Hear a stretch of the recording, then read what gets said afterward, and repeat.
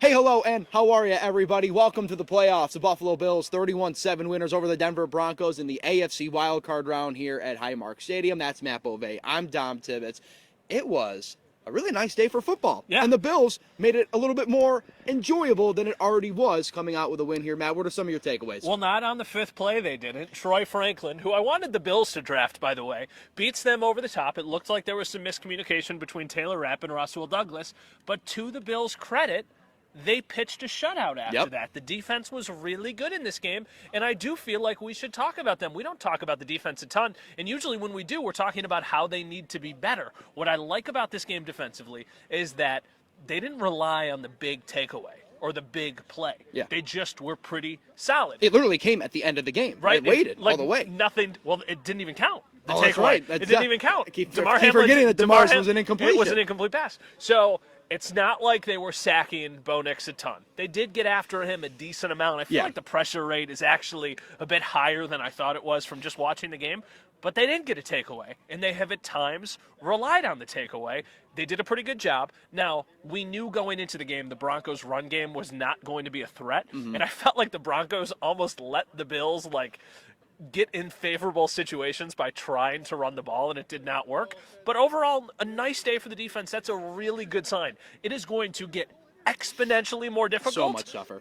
But it was a good sign. I mean, 7 points against an NFL team is still a good thing. Yeah, I mean, we had this conversation a couple weeks ago when we were here after the New England Patriots game. It's like, yeah, Drake May was a good rookie quarterback. Bo Nix is a talented rookie quarterback, too. There's going to be some development for him. Then he can be a real threat there in Denver. I think the one thing I took away from that is that Bo's elusive in the pocket. Like, he was able to scramble and get out of the pocket here, too. That is going to be amplified times 1,000 You know who's come next really week. elusive in the pocket? The guy who they're getting ready to play next week. I don't want to go too far there because we've got literally an entire week to talk about the Ravens. But, yes, your point.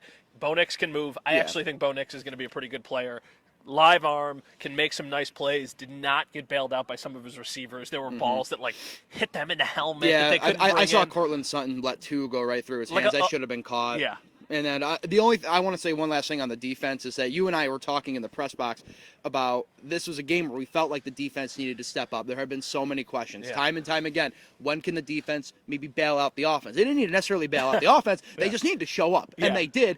And that's a good sign considering the fact that you have to go win 3 more games and you're a Super Bowl champion. That's the time that it needs to happen. What I'm laughing at is before the game, Dom and I, a little behind the scenes here, we usually eat breakfast together in the press box. And I told Dom the ideal start to this game for the Bills is winning the toss, deferring, stopping the Broncos, and then obviously going down the field and scoring points. You know what happened? The Bills won the toss and deferred. The Broncos scored on their 5th play after converting on a long 3rd down, and then the Bills marched down the field to the red zone and have to settle for a field goal. So it was a really bad start, but I do think the resiliency is a good sign, and then obviously offensively, they really started to wake up. Yeah, I mean, the team makes second half adjustments, and let's talk offensively. It's James Cook. I mean, 120 yards, first running back in a Bills uniform in a playoff game since Thurman Thomas in 1995 have over 100 rushing yards. So that already sets a tone. That kind of dictates that smash mouth football that Sean McDermott loves. You know he loves a good run game. James Cook amplifying that too.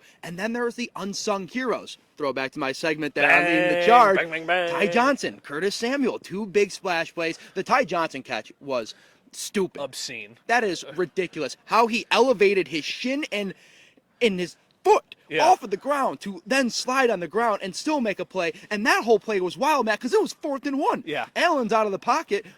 65,000 people here saying just run and get a first down. McDermott even said it after the game. Go get a first down in that situation. But, hey, smash all the buttons together. Josh Allen is MVP candidate for a reason, and he found a way to get that ball in the end zone. What I want to give credit to, because a lot of times we criticize Sean McDermott, and a lot of it is warranted. I absolutely understand that. Putting his team in a position to make that play. It was 4th and 1. They're up 6 points. They could have kicked a field goal. It would have probably been like a 45-yarder or something. They would have went up 9 points. You know what they did instead? They went for the knockout punch. And because they have Josh Allen, and then in this case Ty Johnson, they get the knockout punch. They make the 2-point conversion. And then all of a sudden a game that we thought might be a 9-point lead is now a 2-touchdown lead. And at that point you really knew. It kind of sucks the soul out of an opposing team. It's the knockout punch. It puts them on the mat, and you know they're not getting back up. So I I think he deserves credit there. Ty Johnson deserves credit for making the play. Josh Allen, of course, is a freak. But Sean McDermott deserves some flowers, too, because he was the one who said, okay, we're going to go for it. And I joked afterwards. I posted, I thought you were just going to do a quarterback sneak, but I guess a touchdown to Ty Johnson works out just as well. Yeah, there you go. Just fine. When you're in this point in the season, that's what you need to do. Like, you have to have that trust. And those 4th and 1s, like, that is the thing that had burned McDermott way so many times in the past when they had those battles against the Kansas City Chiefs. I go back to that Chiefs game. His decision there on that 4th and 5 to go for it, it led to arguably the highlight of the season with Allen's run. Here today, it pays off in a big way. Moving forward, I'm not saying that you should be negative side of the 50-yard line going for it on 4th and 1 against the Ravens or the Chiefs if that's who they end up playing a couple games down the road here. But those are the kind of things that you have to do in the playoffs. One at a time. I know. That's why I brought it back. Yep. We're just moving ahead. Yeah. Brought it back here. Those are the kind of things you have to do at this stage of the season. Yeah, don't count your chickens. And also, I don't think this is true. But for the sake of the video and the conversation, we're going to pretend like it's chess, not checkers with Curtis Samuel. Like they were stowing him away or stashing him or something. That's right. They're keeping him a secret. For the playoffs? A little secret. I think that every time you talk about Curtis Samuel to other guys on the team, they talk about that he's been playing injured all season. Now, maybe it has been really like a lingering, nagging injury, and he just has not been what he expected. He has not lived up to the expectation. Right. But you know what? If he has a good playoff, it doesn't matter. If they go and they play against the Ravens, and he makes a huge play and they win, and the same thing, like, it doesn't matter what he did in the Brandon regular Beane season. will be credited with a great free agent signing at the end of the day. That's what I mean. So listen, I like the Curtis Samuel play. It was a great scheme from Joe Brady. It looked like they confused the Broncos. I saw, the dots that you can see afterwards. Yeah, like the next-gen stats. Yeah, like the next-gen stats. It looked like Pat Surtain thought one thing was going to happen, then he didn't get help, and then by the time Samuel was out in open space, it was just too late. And, Curtis Samuel was a college running back, so get the ball in his hands, and he's going to try and make something happen with it. So, like Curtis Samuel's game, liked James Cook's game, obviously, Ty Johnson. Khalil Shakir, very, very just reliable. Yeah, I mean, this is when he shines the most. I mean, last year's AFC wildcard round against the Steelers did the same kind of thing. I thought Matt Collins had a lot of effective plays. Him on special teams, I mean, lit up. I think it was Denzel Mims in the back. He just absolutely lit him up, too. And while we're on the topic of special teams, I'll give some flowers. Tyler Bass, very sneaky, consistent game. Yeah. Hey, it wasn't asked for him to be in a pressure situation. He wasn't kicking that long of field goals. But promising sign in the playoffs is that Tyler Bass is making his extra points and his field goals. I think you can take that absolutely as a positive out of the special team side of things. Do you very quickly want to talk about the Ravens? Any initial thoughts? Fireworks. Yeah. Boom, boom, boom, fireworks. I mean, it's Josh Allen versus Lamar Jackson. It is two of the top MVP candidates going at each other here. We don't take it for granted. Maybe people at home, I hope you don't. Like, this is another matchup. I go back to the couple years prior. Like, Josh Allen has had to match up against Joe Burrow and Patrick Mahomes in the last two divisional rounds. Yeah.